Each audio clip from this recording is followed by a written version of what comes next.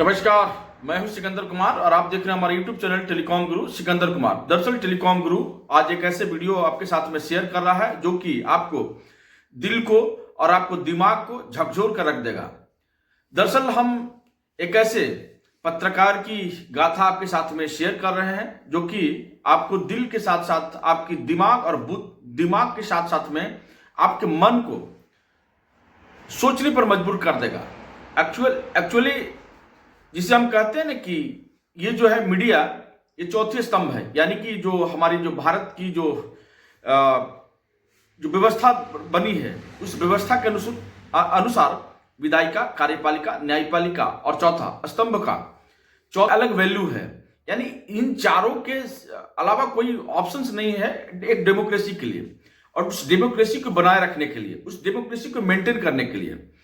तो जाहिर सी बात है, हर लोगों का अपना अपना तरीका है, हर चीजों का अपना अपने तरीके से समझने की एक जो लॉ बना हुआ है उसी के मुताबिक हर व्यक्ति काम करता है। विधायिका का काम है चीजों को बनाना, विधानसभा में उठाना, लोकसभा में उठाना। उसी प्रकार से कार्यपालिका का काम हो गई, न्यायपालिका का काम हो गया, और ये चौथा प्रेस है। यानी कि जो भी चीजें हैं, जो हमारे समाज के आसपास में जो कर्म हो रहा है या कुकर्म हो रहा है, जो भी आप कर सकते हैं, बैड सेंस में अगर बात करें तो कुकर्म हो रहा है, या अच्छे जो चीजें हो रही हैं वो कर्म हो रहा है, तो निश्चित रूप से उसी प्रकार से एक व्यक्ति हैं जिनका नाम है मनोज प्रभाकर, जो कि छत्तीसगढ़ स्थित बीजापुर के रहने वाले थे और वह खोज पत्रकारिता में थे। उनका काम था चीजों को खोज करके आपके समक्ष उन दुर्घटनाओं को आपके साथ में शेयर करना, और इसी प्रकार से वह निरंतर कार्य को करते आ रहे थे। लेकिन दुर्भाग्य और ईश्वर की उनके साथ में विडंबना कहिए कि उस खोजी पत्रकार ने अपनी वो हर दम लगा करके चीजों को समाज के समक्ष रखते थे, और ऐसे में उनके विरोधी को यह चीज अच्छा नहीं लगा, और उसके बाद में उन्हें जो है ना एक पार्टी के नाम पर कि भाई आओ मैं आपको पार्टी देता हूं, उसको अपने बुला करके उसके बाद उसकी हत्या कर देते हैं। इवन हत्या तो होता ही है, सोचिए कि कितनी जघन्य हत्या है। हत्या करने के बाद में उनकी शव को आप समझ लीजिए कि लैट्रिन आप समझते हैं एकदम कॉमन भाषा में, उस लैट्रिन के टंकी में ले जाकर उसे सबको डाल दिया था, और उसके बाद में उस टंकी को पूरी तरीके से सील कर दिया जाता है।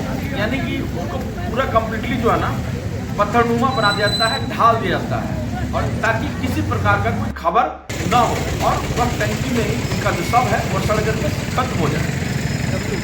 लेकिन कहते हैं ना कि गलत जो है तो बहुत ज्यादा दिन तक नहीं छूटता है, और उसके साथ ऐसा ही हुआ। बाद में वहां की जो पुलिस थी, छत्तीसगढ़ पुलिस और CID ने मिलकर के जो अपराधी था उस अपराधी को धर दबोचा और उनकी शव को बाहर निकाला। चलिए, तो उनकी हत्या के जो संदर्भ में लोगों में जो एक प्रकार का जो भावना था और प्रशासन और शासन के प्रति जो गुस्सा था, पत्रकारों ने हंटरगंज स्थित डाक बंगला से थाना मोड़ तक कैंडल मार्च निकाला, और उसके बाद में तो यात्रा था पत्रकारों की, और वह यात्रा जो है आपका हंटरगंज डाक बंगला में आकर के समाप्त किया, श्रद्धा सुमन अर्पित करने के पश्चात में। और उसके बाद विभिन्न लोगों ने विभिन्न तरीके से अपनी बातों को रखा। दर्जनों की संख्या में ग्रामीण भी थे, समाजसेवी भी थे, पत्रकार भी थे, और इस घटना का जबरदस्त तरीकों से विरोध हुआ। और उसी में हमारे जो चतरा प्रेस क्लब के अध्यक्ष हैं सुनील कश्यप ने भी अपनी बातों को रखी, और शिक्षक रवि सर ने भी अपनी बातों को मीडिया के माध्यम से रखा। तो आइए हम सुनते हैं कि लोगों ने क्या कहा।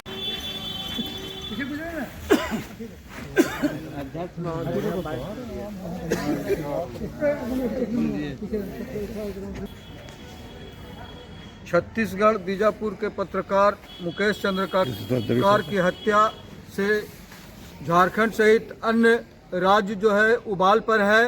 पत्रकार एवं बुद्धिजीवी एवं समाजसेवी नेता भी उनकी हत्या पर शोक व्यक्त कर रहे हैं, कैंडल मार्च में शामिल हो रहे हैं, शोक सभा का आयोजन कर रहे हैं। साथ ही उनके मौत पर काफ़ी आक्रोशित दिख रहे हैं। ये सभी लोग एक मुश्त मांग कर रहे हैं कि पत्रकार के परिजन को 1 करोड़ का मुआवजा एवं उनके परिजन को नौकरी दिया जाए एवं पत्रकार सुरक्षा कानून का जो है उसको लागू किया जाए। ये केंद्र सरकार, राज्य सरकार सभी से आग्रह है।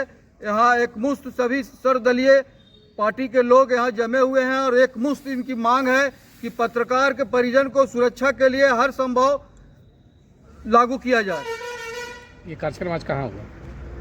चतरा जिला के हंटरगंज थाना क्षेत्र में एक कार्यक्रम का आयोजित किया गया है, जिसमें बुद्धिजीवी, पत्रकार एवं नेतागण और समाजसेवी काफी संख्या में मौजूद हैं। अब जाने हमारे कांग्रेस के जिला अध्यक्ष ये क्या कहते हैं। इस प्रकार की हत्या को रोकने के लिए आप सरकार से क्या मांग करते हैं? ये देश का बहुत ही दुर्भाग्य है। हमारा चौथा स्तंभ जो पत्रकार है, आज उनकी हत्या जो होती है, एक नौजवान पत्रकार का हत्या हुआ है।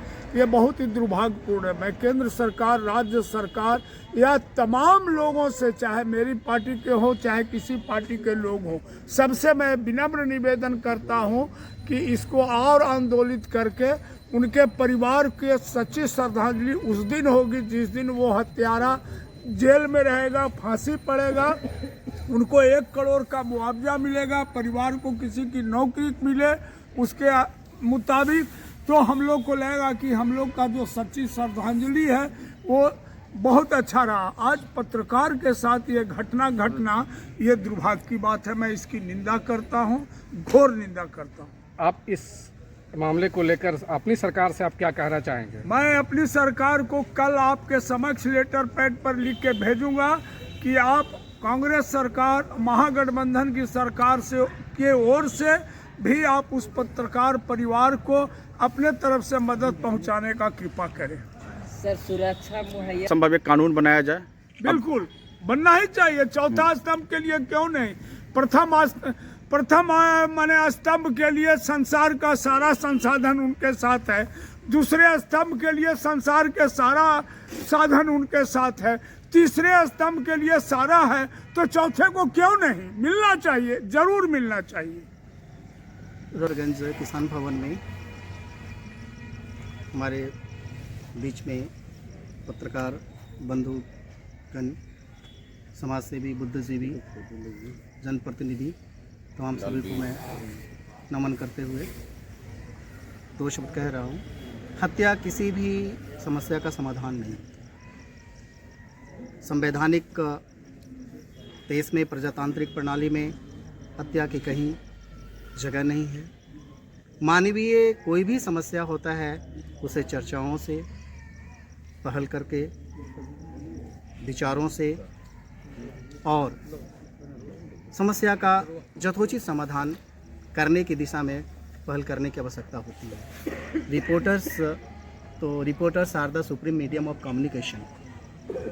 तो भारत जैसे विशाल देश में रिपोर्टर्स के द्वारा ही हम लोग तक बहुत सारे समाचार आते हैं। यह समाचार जंगलों से, यह समाचार बर्फीले पहाड़ों से, यह समाचार दूरस्थ इलाकों से, यह समाचार बिल्कुल सघन जहाँ पे पहुँचना मुश्किल हो जाता है वैसे जगहों से हमारे रिपोर्टर्स के माध्यम से हम लोग तक पहुँचते हैं समाचार।